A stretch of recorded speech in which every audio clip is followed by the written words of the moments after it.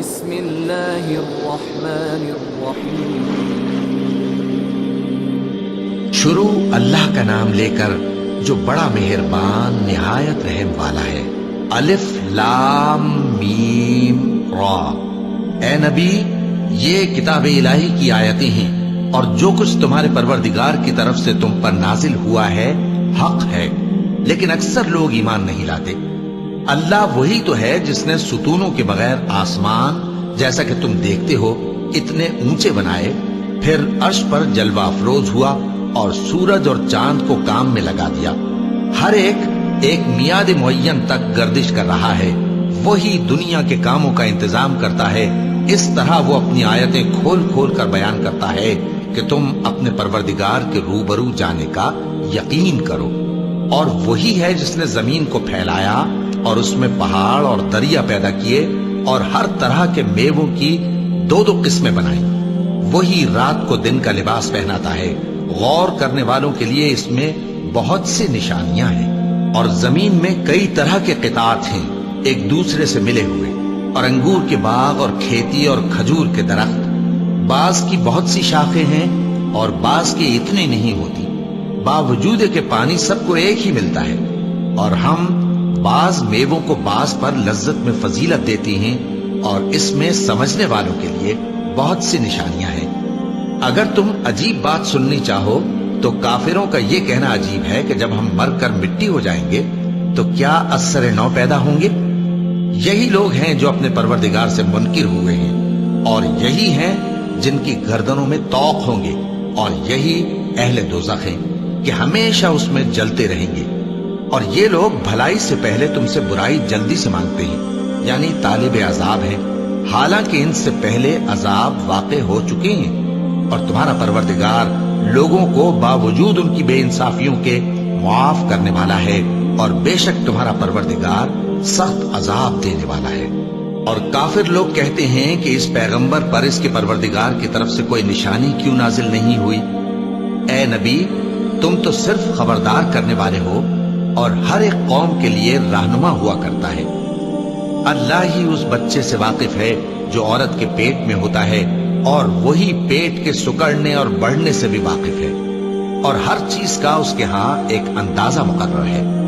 وہ چھپی اور ظاہر چیزوں کا جاننے والا ہے، سب سے بزرگ ہے، عالی رتبہ ہے۔ کوئی تم میں سے چپکے سے بات کہے یا پکار کر، یا رات کو کہیں چھپ جائے یا دن کی روشنی میں کھلم کھلا چلے پھرے، اللہ کے نزدیک برابر ہے۔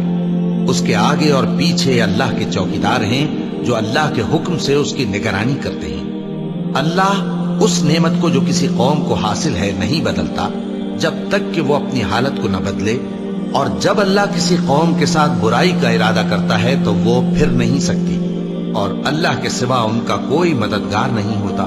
وہی تو ہے جو تم کو ڈرانے اور امید دلانے کے لیے بجلی دکھاتا اور بھاری بھاری بادل پیدا کرتا ہے، اور رعد اور فرشتے سب اس کے خوف سے اس کی تسبیح و تحمید کرتے رہتے ہیں۔ اور وہی بجلیاں بھیجتا ہے، پھر جس پر چاہتا ہے گرا بھی دیتا ہے، جبکہ وہ اللہ کے بارے میں جھگڑتے ہیں، اور وہ بڑی قوت والا ہے۔ کام کا پکارنا تو اسی کا ہے، اور جن کو یہ لوگ اس کے سوا پکارتے ہیں وہ ان کی پکار کو کسی طرح قبول نہیں کرتے، مگر اس شخص کی طرح جو اپنے دونوں ہاتھ پانی کی طرف پھیلا دے تاکہ دور ہی سے اس کے منہ تک آ پہنچے، حالانکہ وہ اس تک کبھی بھی نہیں آ سکتا۔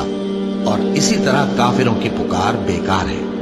اور جتنی مخلوقات آسمانوں اور زمین میں ہے، خوشی سے یا ناخوشی سے اللہ کے آگے سجدہ کرتی ہے، اور ان کے سائے بھی صبح و شام سجدے کرتے ہیں۔ چونکہ آیت سجدہ تلاوت کی گئی ہے، لہذا سامعین پر سجدہ واجب ہے۔ ان سے پوچھو کہ آسمانوں اور زمین کا پروردگار کون ہے؟ تم ہی کہہ دو کہ اللہ۔ ان سے کہو کہ کیا تم نے اللہ کو چھوڑ کر ایسے لوگوں کو کارساز بنایا ہے جو خود اپنے نفع و نقصان کا بھی اختیار نہیں رکھتے؟ کہو کیا اندھا اور آنکھوں والا برابر ہیں، یا اندھیرا اور اجالا برابر ہو سکتا ہے؟ بھلا ان لوگوں نے جن کو اللہ کا شریک مقرر کیا ہے، کیا انہوں نے اللہ کسی مخلوقات پیدا کی ہے جس کے سبب ان کے لیے مخلوقات مشتبہ ہو گئی ہے؟ کہہ دو کہ اللہ ہی ہر چیز کا پیدا کرنے والا ہے اور وہ یکتا ہے، بڑا زبردست ہے۔ اسی نے آسمان سے مے برسایا، پھر اس سے اپنے اپنے اندازے کے مطابق نالے بہہ نکلے، پھر پانی پر پھولا ہوا جھاگ آ گیا۔ اور جس چیز کو زیور یا کوئی اور سامان بنانے کے لیے آگ میں تپاتے ہیں اس میں بھی ایسا ہی جھاگ ہوتا ہے۔ اس طرح اللہ حق و باطل کی مثال بیان فرماتا ہے۔ سو جھاگ تو سوکھ کر زائل ہو جاتا ہے، اور پانی جو لوگوں کو فائدہ پہنچاتا ہے وہ زمین میں ٹھہرا رہتا ہے۔ اس طرح اللہ صحیح اور غلط کی مثالیں بیان فرماتا ہے تاکہ تم سمجھو۔ جن لوگوں نے اللہ کے حکم کو قبول کیا ان کی حالت بہت بہتر ہوگی، اور جنہوں نے اس کو قبول نہ کیا، اگر روئے زمین کے سب خزانے ان کے اختیار میں ہوں تو وہ سب کے سب اور ان کے ساتھ اتنے ہی اور نجات کے بدلے میں صرف کر ڈالیں، مگر نجات کہاں؟ ایسے لوگوں کا حساب بھی برا ہوگا اور ان کا ٹھکانہ بھی دوزخ ہے، اور وہ بری جگہ ہے۔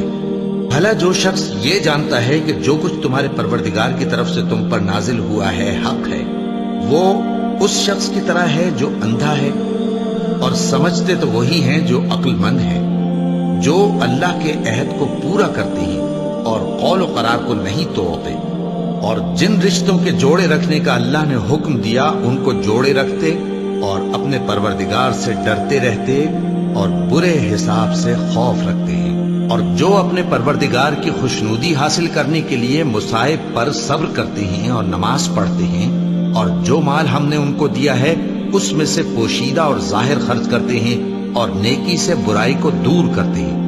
یہی لوگ ہیں جن کے لیے عاقبت کا گھر ہے، یعنی ہمیشہ رہنے کے باغات جن میں وہ داخل ہوں گے، اور ان کے باپ دادوں اور بیویوں اور اولاد میں سے جو نیکوکار ہوں گے وہ بھی بہشت میں جائیں گے، اور فرشتے بہشت کے ہر ایک دروازے سے ان کے پاس آئیں گے اور کہیں گے تم پر سلام ہو، یہ تمہاری ثابت قدمی کا بدلہ ہے، اور عاقبت کا گھر خوب گھر ہے۔ اور جو لوگ اللہ سے پختہ عہد کر کے اس کو توڑ ڈالتے اور جن رشتوں کے جوڑے رکھنے کا اللہ نے حکم دیا ہے ان کو قطع کر دیتے اور ملک میں فساد کرتے ہیں، ایسوں پر لعنت ہے اور ان کے لیے برا انجام ہے۔ اللہ جس کا چاہتا ہے رزق فراخ کر دیتا ہے اور جس کا چاہتا ہے تنگ کر دیتا ہے، اور کافر لوگ دنیا کی زندگی پر خوش ہو رہے ہیں، اور دنیا کی زندگی آخرت کے مقابلے میں بہت تھوڑا سامان ہے۔ اور کافر کہتے ہیں کہ اس پیغمبر پر اس کے پروردگار کی طرف سے کوئی نشانی کیوں نازل نہیں ہوئی؟ کہہ دو کہ اللہ جسے چاہتا ہے گمراہ کرتا ہے، اور جو اس کی طرف رجوع ہوتا ہے اس کو اپنی طرف کا رستہ دکھاتا ہے، یعنی ان کو جو ایمان لاتے اور جن کے دل اللہ کی یاد سے آرام پاتے ہیں ان کو۔ اور سن رکھو کہ اللہ کی یاد سے ہی دل آرام پاتے ہیں۔ جو لوگ ایمان لائے اور عمل نیک کیے ان کے لیے خوشحالی اور عمدہ ٹھکانہ ہے۔ جس طرح ہم پہلے پیغمبر بھیجتے رہے ہیں اسی طرح اے نبی ہم نے تم کو اس امت میں جس سے پہلے بہت سی امتیں گزر چکی ہیں بھیجا ہے، تاکہ تم ان کو وہ کتاب جو ہم نے تمہاری طرف بھیجی ہے پڑھ کر سنا دو۔ اور یہ لوگ رحمان کو نہیں مانتے۔ کہہ دو وہی تو میرا پروردگار ہے، اس کے سوا کوئی معبود نہیں، میں اسی پر بھروسہ رکھتا ہوں اور اسی کی طرف رجوع کرتا ہوں۔ اور اگر کوئی قرآن ایسا ہوتا کہ اس کی تاثیر سے پہاڑ چل پڑتے یا زمین پھٹ جاتی یا مردوں سے کلام کر سکتے تو کیا یہ لوگ ایمان لے آتے؟ بات یہ ہے کہ سب باتیں اللہ کے اختیار میں ہیں، تو کیا مومنوں کو اس سے اطمینان نہیں ہوا کہ اگر اللہ چاہتا تو سب لوگوں کو ہدایت کے رستے پر چلا دیتا؟ اور کافروں پر ہمیشہ ان کے اعمال کے بدلے آفت آتی رہے گی یا ان کے مکانات کے قریب نازل ہوتی رہے گی یہاں تک کہ اللہ کا وعدہ آ پہنچے۔ بے شک اللہ وعدہ خلاف نہیں کرتا۔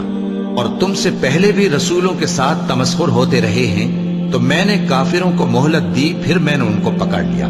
سو دیکھ لو کہ میرا عذاب کیسا رہا۔ تو کیا وہ جو ہر شخص کے اعمال کا نگراں و نگہبان ہے وہ بتوں کی طرح بے علم و بے خبر ہو سکتا ہے؟ اور ان لوگوں نے اللہ کے شریک مقرر کر رکھے ہیں۔ ان سے کہو کہ ذرا ان کے نام تو لو۔ کیا تم اسے ایسی چیزیں بتاتے ہو جو روئے زمین پر ہیں اور اسے معلوم نہیں، یا تم لوگ محض سطحی بات کی تقلید کرتے ہو؟ اصل یہ ہے کہ کافروں کو ان کے فریب خوبصورت معلوم ہوتے ہیں اور وہ ہدایت کے رستے سے روک لیے گئے ہیں، اور جسے اللہ گمراہ رہنے دے اسے کوئی ہدایت کرنے والا نہیں۔ ان کو دنیا کی زندگی میں بھی عذاب ہے اور آخرت کا عذاب تو بہت ہی سخت ہے، اور ان کو اللہ کے عذاب سے کوئی بھی بچانے والا نہیں۔ جس جنت کا پرہیزگاروں سے وعدہ کیا گیا ہے اس کی شان یہ ہے کہ اس کے نیچے نہریں بہہ رہی ہیں، اس کے پھل ہمیشہ باقی رہنے والے ہیں اور اس کے سائے بھی۔ یہ ان لوگوں کا انجام ہے جو متقی ہیں، اور کافروں کا انجام دوزخ ہے۔ اور جن لوگوں کو ہم نے کتاب دی ہے وہ اس کتاب سے جو تم پر نازل ہوئی ہے خوش ہوتے ہیں، اور بعض فرقے اس کی بعض باتیں نہیں بھی مانتے۔ کہہ دو کہ مجھ کو یہی حکم ہوا ہے کہ اللہ ہی کی عبادت کروں اور اس کے ساتھ کسی کو شریک نہ بناؤں۔ میں اسی کی طرف بلاتا ہوں اور اسی کی طرف مجھے لوٹنا ہے۔ اور اسی طرح ہم نے اس قرآن کو عربی زبان کا فرمان بنا کر نازل کیا ہے، اور اگر تم علم آ جانے کے بعد ان لوگوں کی خواہشوں کے پیچھے چلو گے تو اللہ کے سامنے کوئی نہ تمہارا مددگار ہوگا اور نہ کوئی بچانے والا۔ اور اے نبی، ہم نے تم سے پہلے بھی پیغمبر بھیجے تھے اور ان کو بیویاں اور اولاد بھی دی تھیں، اور کسی پیغمبر کے اختیار کی بات نہ تھی کہ اللہ کے حکم کے بغیر کوئی نشانی لے آتا۔ ہر حکم قضا کتاب میں لکھا ہوا ہے۔ اللہ جس چیز کو چاہتا ہے مٹا دیتا ہے اور جس کو چاہتا ہے باقی رکھتا ہے، اور اسی کے پاس اصل کتاب ہے۔ اور اگر ہم کوئی عذاب جس کا ان لوگوں سے وعدہ کرتے ہیں تمہیں دکھائیں، یعنی تمہارے روبرو ان پر نازل کریں، یا تمہاری مدت حیات پوری کر دیں، یعنی تمہارے انتقال کے بعد عذاب بھیجیں، تو تمہارا کام ہمارے احکام کا پہنچا دینا ہے اور ہمارا کام حساب لینا ہے۔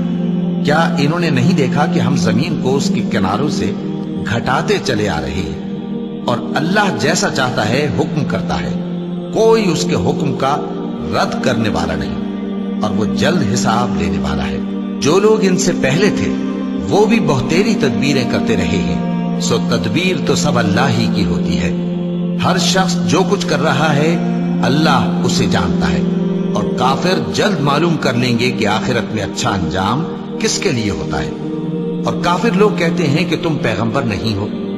کہہ دو کہ میرے اور تمہارے درمیان اللہ اور وہ شخص جس کے پاس کتاب آسمانی کا علم ہے بطور گواہ کافی ہے۔